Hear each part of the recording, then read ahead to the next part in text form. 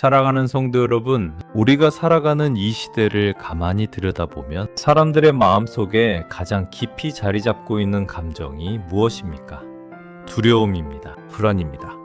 염려입니다.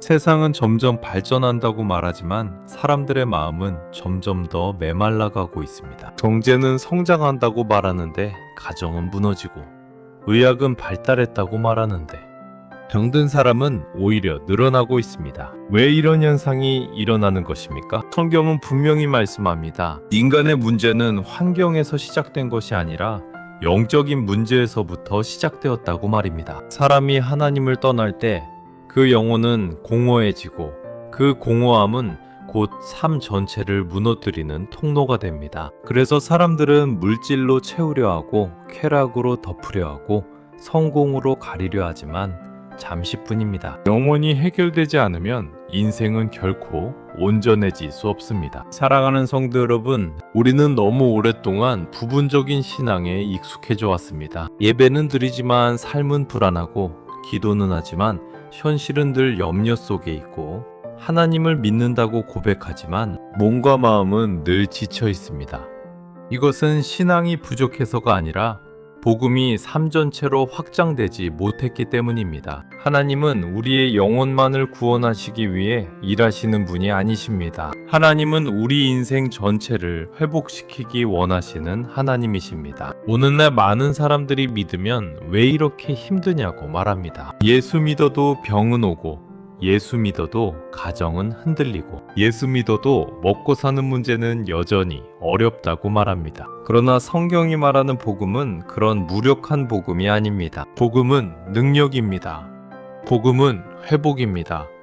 복음은 인간을 전인적으로 새롭게 만드는 하나님의 역사입니다. 하나님께서는 인간이 범죄한 이유로 세 가지 근본적인 재앙 속에 놓이게 되었다고 성경을 통해 보여주십니다. 그것은 우연한 불행이 아니라 하나님과의 관계가 끊어졌을 때 반드시 따라오는 결과였습니다. 영혼이 병들자 마음이 무너지고, 마음이 무너지자 육체와 삶의 현장까지 파괴되었습니다. 그래서 인간의 고통은 단순한 개인의 문제가 아니라 영혼육이 함께 무너진 총체적 위기입니다. 그러나 감사한 것은 하나님께서 이 재앙을 그대로 두지 않으셨다는 사실입니다. 하나님은 인간의 실패보다 크신 분이십니다. 하나님은 재앙보다 더 크신 은혜를 예비하신 분이십니다. 하나님은 파괴된 만큼만 회복시키시는 분이 아니라 잃어버린 것보다 더 풍성하게 회복시키시는 분이십니다. 이것이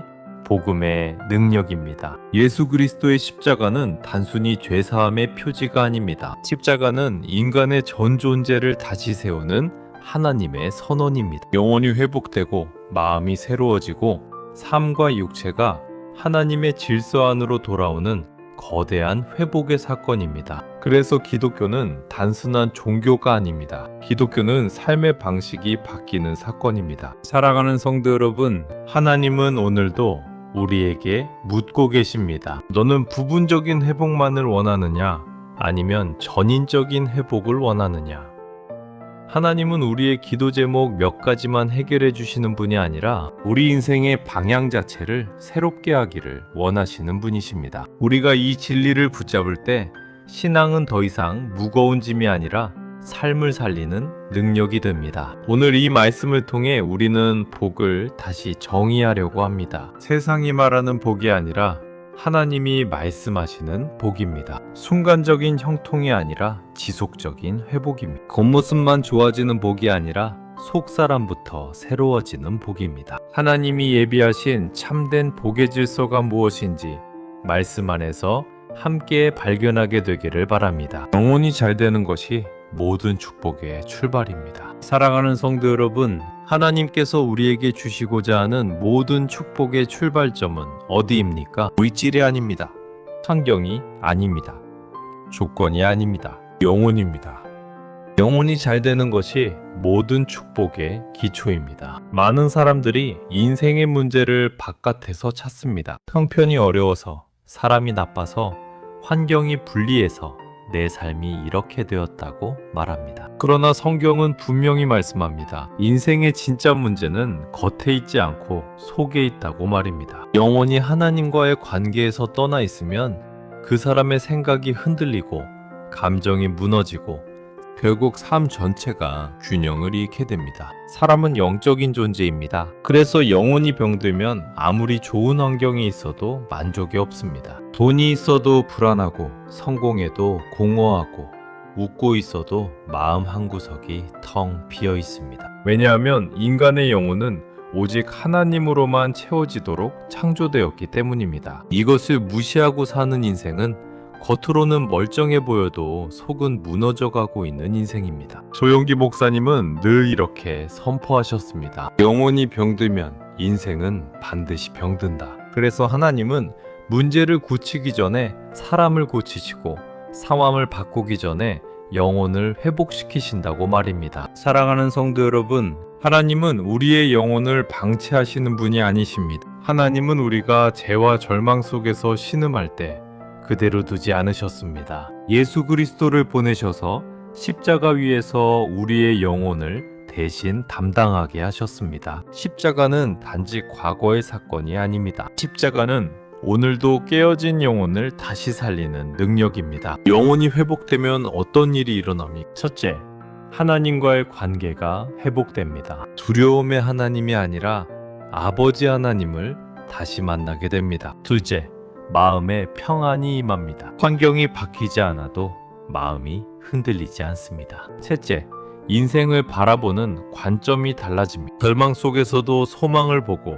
문제 속에서도 하나님의 손길을 기대하게 됩니다. 이것이 바로 영혼의 축복입니다. 영혼이 잘 되면 사람은 더 이상 상황에 끌려다니지 않습니다. 환경 위에 서게 됩니다. 문제에 눌리지 않고 문제를 이겨내는 믿음을 가지게 됩니다. 그래서 하나님은 언제나 영혼의 회복을 가장 먼저 다루십니다. 사랑하는 성도 여러분, 오늘 우리가 점검해야 할 것은 이것입니다. 나는 정말로 하나님과 바른 관계 안에 서 있는가? 내 영혼은 하나님 앞에서 살아있는가? 예배는 드리고 있지만 영혼은 메말라 있지는 않은지, 신앙의 형식은 있지만 하나님과의 교제가 끊어져 있지는 않은지 돌아보아야 합니다. 하나님은 오늘도 우리에게 말씀하십니다. 먼저 네 영혼을 내게로 돌이키라. 영혼이 살아나면 하나님이 나머지를 책임지시겠다고 약속하십니다. 이것이 성경의 질서요, 하나님의 축복의 원리입니다. 그러므로 사랑하는 성도 여러분,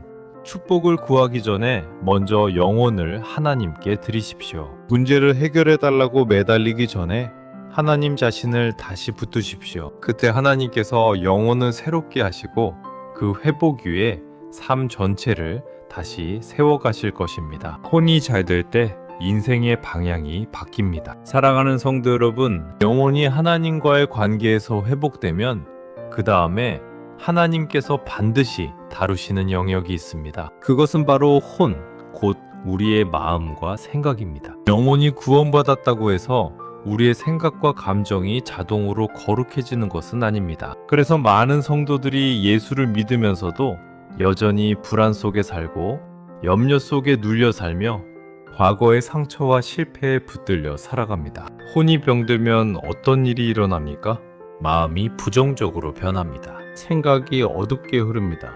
말이 절망적으로 바뀝니다. 그리고 그 생각과 말이 결국 삶의 방향을 결정합니다. 성경은 분명히 말씀합니다. 사람이 마음으로 생각하는 대로 되느니라. 인생은 우연히 흘러가는 것이 아니라 혼이 이끄는 방향대로 흘러가게 되어 있습니다. 조용기 목사님은 늘 강조하셨습니다. 믿음의 싸움은 생각의 싸움이다. 사탄은 우리의 영혼을 빼앗지 못하면 그 다음에는 반드시 우리의 생각을 공격합니다. 부정적인 생각, 패배의식, 열등감, 두려움, 염려를 심어놓고 그것이 진리인 것처럼 믿게 만듭니다. 그렇게 되면 신앙은 있지만 삶에는 능력이 나타나지 않게 됩니다. 사랑하는 성도 여러분, 혼이 병들 신앙은 늘 흔들립니다. 작은 문제에도 무너지고 작은 말에도 상처받고 조금만 상황이 나빠져도 하나님이 나를 버리신 것 같다고 말합니다. 그러나 이것은 하나님이 변하신 것이 아니라 우리의 생각이 하나님의 말씀에서 떠나 있기 때문입니다. 하나님은 우리의 혼을 회복시키기 위해 말씀을 주셨습니다. 말씀은 단순한 교훈이 아니라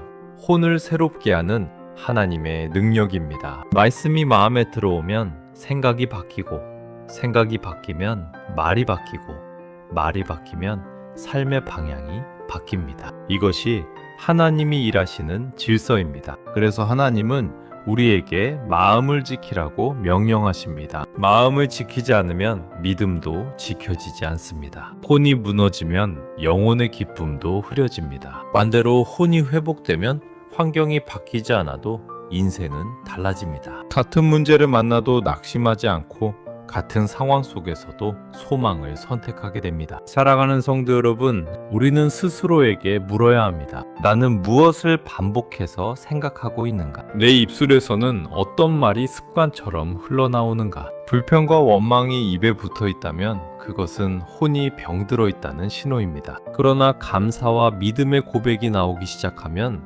그것은 혼이 회복되고 있다는 증거입니다. 하나님은 우리의 혼을 말씀과 성령으로 재교육하시기를 원하십니다. 과거의 상처가 아니라 하나님의 약속으로, 실패의 기억이 아니라 하나님의 비전으로 마음을 채우기를 원하십니다. 그럴 때 혼은 더 이상 사탄의 놀이터가 아니라 성령이 다스리는 성소가 됩니다. 그러므로 사랑하는 성도 여러분, 오늘 이 시간 이후로 생각을 방치하지 마십시오. 감정에 끌려가지 마십시오. 말씀으로 생각을 붙들고 믿음으로 입술을 훈련하십시오. 혼이 회복될 때 하나님께서 우리의 인생 방향을 다시 조정하시고 축복의 길로 인도하실 것입니다. 강건한 삶으로 드러나는 육체의 축복. 사랑하는 성도 여러분, 영혼이 회복되고 혼이 새로워지면 그 다음에 하나님의 축복은 반드시 육체와 삶의 현장으로 나타나게 되어 있습니다. 하나님은 추상적인 하나님이 아니십니다. 하나님은 우리의 실제 삶 속에서 역사하시는 하나님이십니다. 그래서 하나님이 주시는 축복은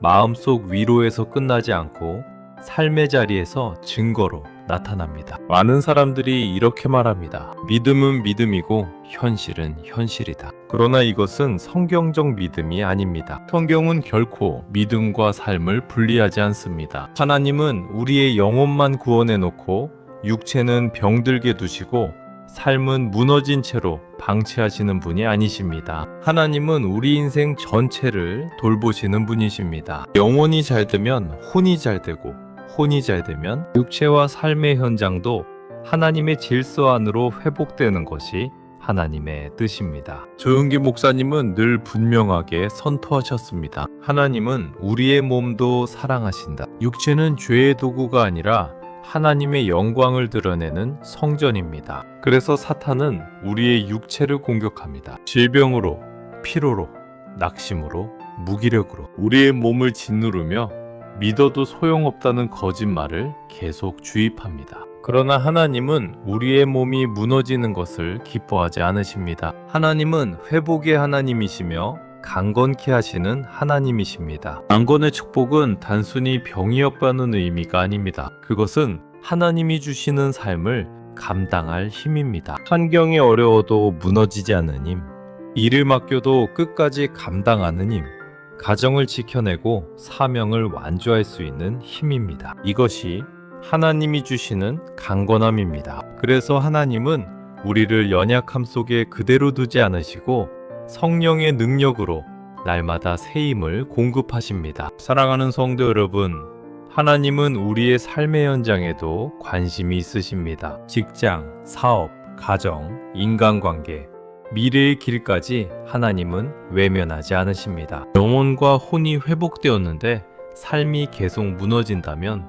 그것은 하나님의 뜻이 아닙니다. 하나님은 우리가 현실 속에서 하나님의 자녀답게 서기를 원하십니다. 그래서 하나님은 믿음으로 사는 자의 걸음을 견고하게 하시고 손으로 하는 일을 형통케 하시며 넘어질지라도 다시 일어서게 하십니다. 그러므로 사랑하는 성도 여러분, 병과 실패와 가난과 절망 앞에서 쉽게 포기하지 마십시오. 그것이 인생의 끝이 아닙니다. 하나님은 이미 영혼을 살리셨고 혼을 새롭게 하셨으며 이제는 삶 전체를 하나님의 영광으로 회복시키기를 원하십니다. 우리가 믿음으로 서 있을 때 하나님은 반드시 우리의 육체를 붙드시고 삶의 자리를 새롭게 하시며 강건한 인생으로 세워가실 것입니다. 이것이 삼중 축복의 완성입니다. 영혼이 잘 되고 혼이 잘 되며 그 결과로 우리의 삶 전체가 하나님의 은혜 안에서 강건해지는 것입니다. 사랑하는 성도 여러분, 오늘 우리는 하나님이 예비하신 축복의 질서를 다시 붙들었습니다. 복은 우연이 아닙니다.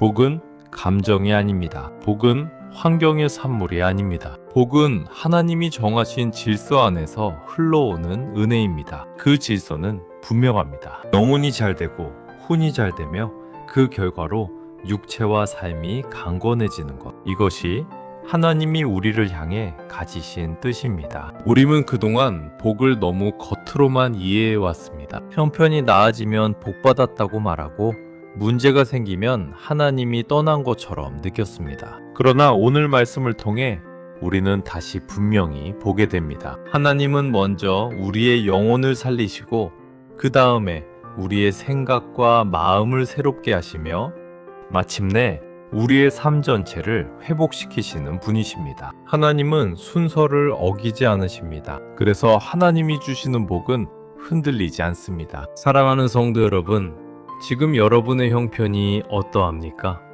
혹시 아직도 해결되지 않은 문제 때문에 낙심하고 있지는 않습니까? 혹시 여전히 몸의 연약함과 삶의 무게로 인해 지쳐 있지는 않습니까?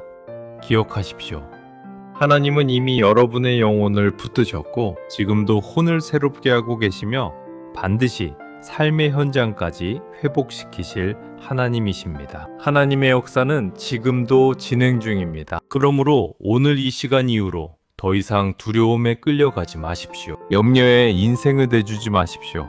믿음으로 서십시오. 말씀 위에 생각을 세우십시오. 그리고 하나님의 선하신 뜻을 기대하십시오. 하나님은 우리를 연약한 인생으로 부르시지 않으셨습니다. 하나님은 우리를 복의 통로로 강건한 증인으로 부르셨습니다. 이제 우리는 고백해야 합니다. 주님, 내 영혼을 주께 드립니다. 내 생각을 주의 말씀에 맡깁니다. 내 삶의 모든 영역을 주의 손에 올려드립니다. 이 고백 위에 하나님은 반드시 응답하십니다. 왜냐하면 하나님은 약속을 지키시는 분이시기 때문입니다. 살아가는 성도 여러분, 저는 믿습니다. 오늘 이 말씀을 붙잡고 돌아가는 여러분의 가정 위에, 여러분의 일터 위에, 여러분의 몸과 마음 위에 하나님의 삼중 축복이 임할 것을 믿습니다. 영혼이 살아나고 마음이 새로워지고 삶이 강건해지는 은혜가 임할 것을 믿습니다. 이것이